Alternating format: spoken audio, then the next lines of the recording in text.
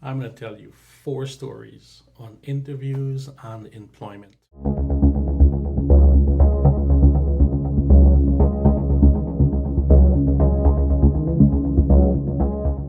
Story 1, Florida. There were 5 of us for this interview.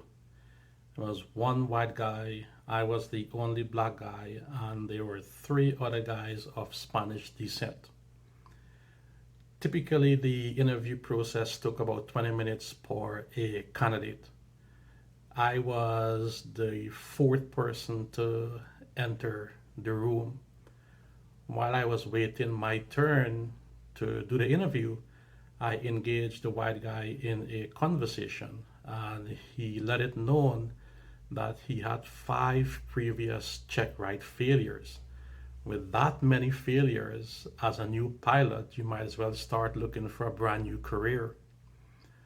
When I entered the room to do my interview, I did the simulator checkout. It went really well.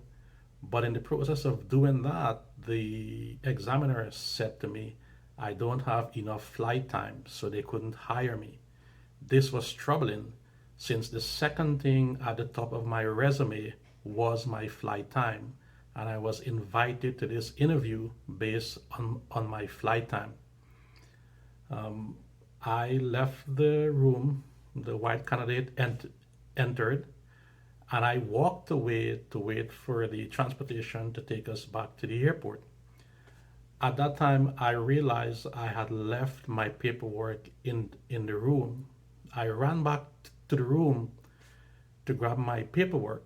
I opened the door and I saw 2 elderly gentlemen in their 60s, white of course, sitting down and having a conversation with the white candidate. He was the only one of the 5 of us that they hired. It took me 5 minutes to get back to the room, which means they never did the simulator evaluation with him. Story number 2, Florida again. I was with this company for 12 months. At the time, I had just completed my 12-month annual check ride, which went awesome. In the debrief, we're in the conference room, and it's me, the 70-year-old chief pilot who is white, and the owner of the company is sitting across from us, who is also white. The chief pilot is saying to the owner of the company, the next captain slot you have, give it to Philip. He is ready. He knows the aircraft. He knows our company operations, and he knows the national airspace system. When it comes up, give it to him. He is ready for it. The owner of the company haven't looked at me yet. He is still looking at the captain, and he said, what about the guy in Beckley? The chief pilot said, the guy in Beckley has only been with us for 3 months. I don't think he is ready. The owner of the company looked at the chief pilot and said, well, when do you think he is going to be ready? The chief pilot response was, I don't know when he's going to be ready, but Philip is here now and Philip is ready. I was in the room, and the owner of the company never made eye contact with me. He never looked at me. I stayed with that company for 1 more month and I left. Story number 3, Fresno, California. I showed up for my IOE, otherwise known as Initial Operating Experience, on the EMB 120. This company will remain unknown because this one was bad. I sat down at the table with the check airman, who is a senior captain who is supposed to teach me everything I need to know about the aircraft and the company's operation. The first thing he said to me as we sat at the table was that my last candidate failed, but that's not going to happen to you. I'm thinking this is a terrible way to start an IOE operations. So we got on the plane, flew from Fresno to San Francisco. We got to San Francisco, and there was no ground crew there to taxi the plane in.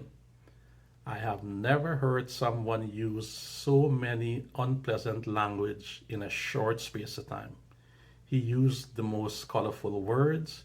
He used the F bomb as frequently as he can find it. And finally, we were able to taxi into the gate. So I figured, fine. I remember sitting in the right seat with my shoulder forward and my head down, and I'm saying to myself, is this what I worked so hard to come to? And I really wanted to work for this company because they were based on the West Coast, and I lived in Chico at the time, so it would have been great. Based in Fresno, lived in Chico, commuting to and from work would not have been difficult. We're leaving San Francisco to go to LA, and the flight attendant came to the captain and said, we have a passenger, we have one seat remaining. We have a passenger and a jump seater. A jump seater is usually someone who is associated with the airline industry, normally a pilot or a flight attendant, and he or she can fly on the aircraft for free providing they're commuting to or from work. But most airline has a policy where if there's a jump seater and a paying passenger, the passenger gets preference. The flight attendant reminded the captain of this policy. The captain went off on the flight attendant, used again a whole bunch of inappropriate words. He yelled at her, he used the F bomb, he used the mother bleep. In fact, what he said to her was, I am the captain, I will do what I want to do on this plane. And he just treated her like she was less than a human being. And this is ridiculous. So by this time, I'm doubting whether or not I want to be with this company. And this is my first flight. We landed in LA. Realizing that I'm having issues with the plane, I said to him, do you have any pointers to tell me how to fly this plane, how to figure it out? He looked at me and said, I'm not here to tell you how to fly the plane. I don't know what to tell you to do. I remembered walking into the LAX terminal, finding the gate area where there were no one seated, and sat in a seat and cried. I literally cried. Because I was at a company that I wanted to be at, only to find out that I'm not being treated fairly. I'm not being given a fair opportunity to succeed. I got off of that trip. I called the company and I said, this isn't working out. I need you guys to assign me a second check airman, which they politely did. 3 days later, Fresno again. I'm walking towards the plane, and the new check airman, who is from Australia, is standing at the main cabin entry exit door. So he's on the plane, and he yells at me, I don't know why they send you out here. We only have 2 days. There isn't much we can do. And I'm thinking, this can't be happening again. This is impossible. This cannot be happening to me a second time. But it turns out he was the most helpful. We flew for 2 days. At the end of it, he said, if we had one more day, I would have signed you off. But since it's just 2 days, I can't. I don't think I have seen enough to sign you off yet. Like, fair enough. 3 days later, I was assigned a third check airman. Show up to the plane. We flew for 4 days up and down the coast of California to Arizona and back. 4 days. He said nothing. He gave me no guidance. He offered no suggestion. He said nothing. When he finally decided to spoke up was on our return trip to San Francisco at night. And he started yelling, why are you doing this? You're doing this wrong. You're doing that wrong. You're doing that wrong. At this point, I had already decided that I don't want to be there because the atmosphere was just too toxic and I felt as if I wasn't being given the correct training. We landed in San Francisco. We got on the plane. As expected, he decided not to sign me off. Like, okay, fine. Left that company. Story number 4. Minneapolis, St. Paul. This was a group interview. There were about 15 of us. And as always, I was the only person of color there. And I was nervous, but by this time, I was an interview veteran. I knew what they were going to ask, and I knew how to respond. Prior to me entering the room, I would ask the other candidates who had preceded me how the interviewers were. Were they friendly? Were they jubilant?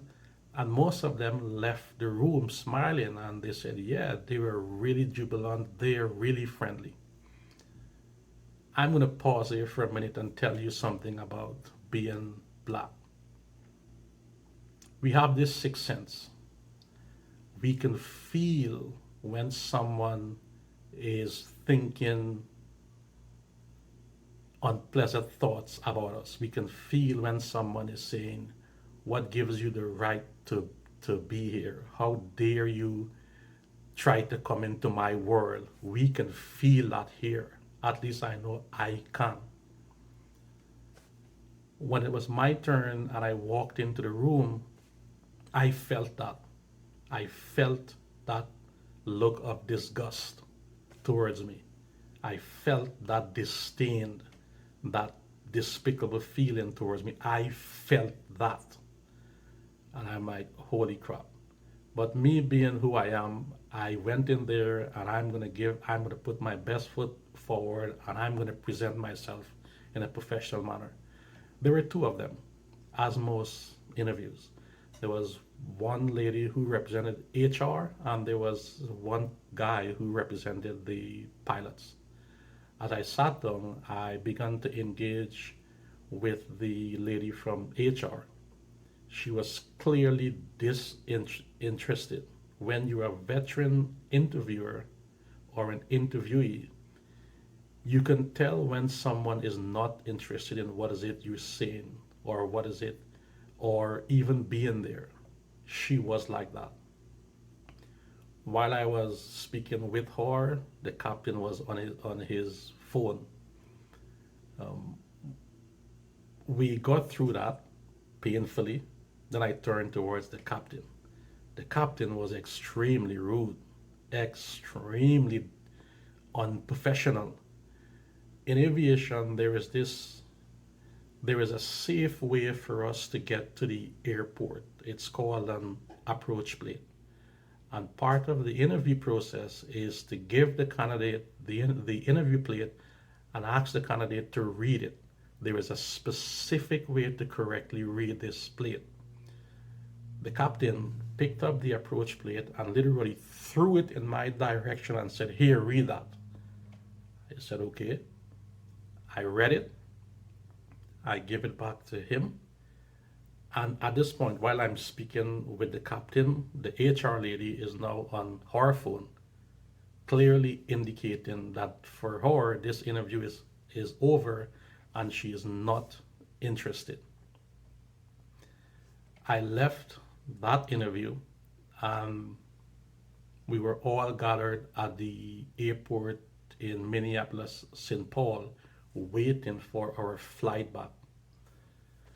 And everyone started getting the text, we've been hired, we're gonna hire you. And I wasn't getting any text messages. And finally I got mine and it said, we're sorry to inform you that we don't think you are a good fit for us. And that's the second time in my aviation career that I cried, because here I am surrounded by people, all who got the job offer, and I didn't get it. Now, there is a real possibility that there were other candidates who didn't get the job offer, as I was not in a position to see all of their phones. But I was in a position to see their body language and their reaction. I was in a position to see their smile and their sense of joy and their jubilation in having been offered the job. They all showed the same signs of jubilation. One person asked me if I got my text. I said, no, I didn't get the text, which was a lie because I was so embarrassed to not be the only one to get the job. A month later, they all got let go because the company entered into bankruptcy and there was no need for them to have such a large pilot load. That was a blessing in disguise. There are many more stories I can recount about my interview and employment experience, but I choose to highlight these four because these are the ones that I thought were the most egregious and the ones that highlight strongly the difficulty I face as a pilot of color in the aviation sector. I hope you guys can take something from this. You may learn something from it and apply it to your own life. That's it for this one. Until next time, be good.